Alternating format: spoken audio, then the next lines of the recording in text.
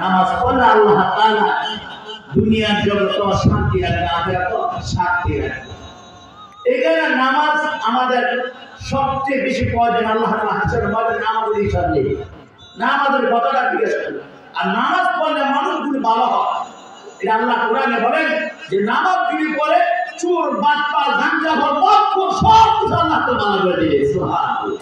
ইন্নাস সালাতা তানহা আনিল ফাহশাই ওয়াল মুনকার। নিশ্চয় নামাজ তোমাকে খারাপ কাজ থেকে বিরত রাখবে।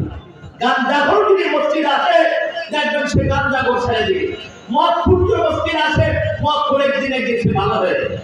হবে কি? এর নামাজ সবচেয়ে বেশি আল্লাহ তাআলার কর্তব্য। সবচেয়ে বড় আমল হলো নামাজ। নামাজ যার নাই ঈমান তার নাই। নামাজ যার নাই ঈমান তার নাই। নামাজ যার আছে ঈমান তার আছে। কারণ আল্লাহ নবী বলেন as-সালাতু মিফতাহুল জান্নাহ। নামাজ জান্নাতের চাবি। নামাজ জান্নাতের চাবি। যার চাবি থাকতো না জান্নাতে যাওয়া থাকতো না। আর যার ঈমান নাই সে জান্নাতে যাবে কি না? এখানে নামাজ এমন একটা জিনিস, নামাজ এমন একটা জিনিস যে নামাজকে যারা মজা পাইছে নামাজের ভিতরে আল্লাহ তাআলা দিদার লাভ করছে। আল্লাহ নবী 63 রাতে জিন্দেগি বছরে নামাজ কোনোদিন ত্যাগ করে নাই। নবীজি নামাজ পড়তে পড়তে পা মোবারক খুলে বলতেন। কোনোদিন আরামে ঘুমায় নাই নবীজি, কোনোদিন আরামে খাইতে হয় নাই নবী। প্রতিদিন আরামে বিছানা শুয়ে নাই নবী। সবসময় উম্মতের চিন্তা করতেন আমার উম্মত কিভাবে নাজাত পাইব। আর উম্মত দুনিয়ার কি দুনিয়ার চিন্তা কি করি। নামাজের আযান দিলে অন্যদিক চলে যায়, নামাজের সময় হলে অন্যদিক চলে যায়। অথচ আযান দিয়েছে মসজিদের ভিতরে, মসজিদে খবর থাকে না। নামাজ চলে যাইতেছে, আযান চলে যাইতেছে, আর শয়তান আমার অসংখ্য দিয়ে বসায় রাখছে। এখানে আল্লাহ নবী বলেন যারা নামাজ পড়বো আল্লাহ তাআলা দুনিয়ার জগতে তাকে কোনদিন রিজিকের অভাব দিবে না। সুবহানাল্লাহ।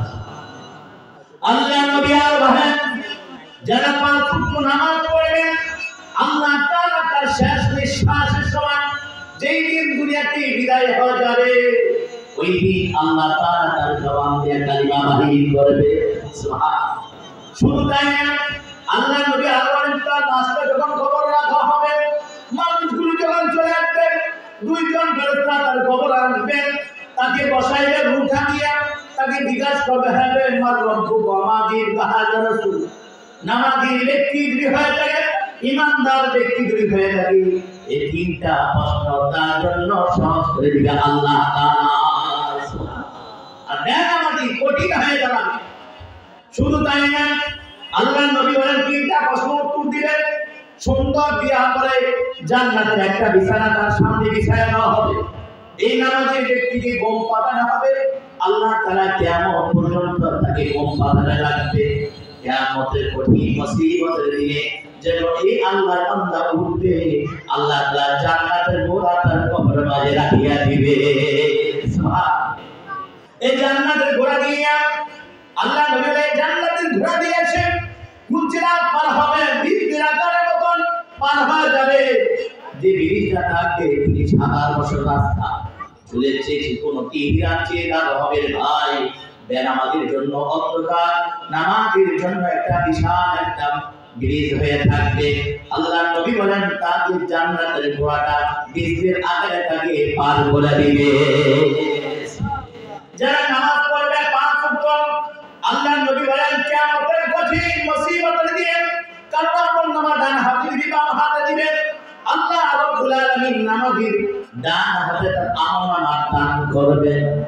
ডান হাতে দান করিয়া আল্লাহ নবী আরো বলেন মহব্বতে আল্লাহ তাআলা তার মহব্বতের নজরে তার দিকে তাকাইয়া আল্লাহ তাকে বিনা হিসাবে জান্নাতে দিয়ে দিবে। এখানে নামাজ সবচেয়ে আমাকে নাজাত দিবে। নামাজ আমাকে জীবনকে পরিবর্তন করে দিবে। নামাজ আমাকে দিবে জান্নাতে দিবে।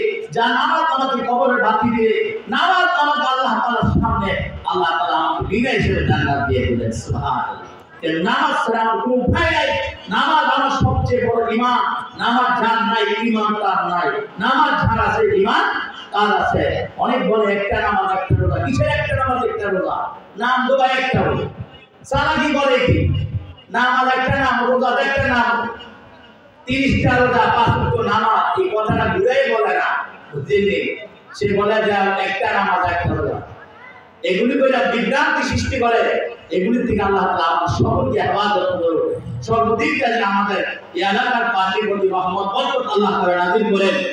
এই মাদ্রাসার জন্য আল্লাহ তাআলা কিয়ামত পর্যন্ত জারি রাখে, কোরআনের জারি রাখে, আলো জারি রাখে। এই এলাকার প্রত্যেকটা মা বোনদের জন্য আল্লাহ তাআলা পর্দার ব্যবস্থা করে দেন, কোরআনের আলো প্রত্যেকটা ঘর ঘরে আল্লাহ তাআলা জারি করে দেন। আমি এই এলাকার প্রত্যেকটা ভাইকে বোনকে বলবো যে আপনার প্রত্যেকটা সন্তানকে মাদ্রাসায় দেন, প্রত্যেকটা সন্তানকে কোরআন শিখান, মেয়েকে কোরআন শিখান, ছেলেটাকে কোরআন শিখান। নিজে শিখতে পারেন নাই, সন্তানদের শিখান, মেয়েদের শিখান। আল্লাহ তাআলার কাছে নাজাত পাইবেন, কোরআন আপনাকে জান্নাতে দিবে, এই মাদ্রাসার ছেলেটা আপনাকে জান্নাতে দিবে। আল্লাহ তাআলা সকলকে যেন এর উপর আমল করার তৌফিক দান করেন। আমিন বলি। ওয়া আখিরু দাওয়ানা আলহামদুলিল্লাহি রাব্বিল আলামিন। আসসালামু আলাইকুম ওয়া রাহমাতুল্লাহি ওয়া বারাকাতুহু।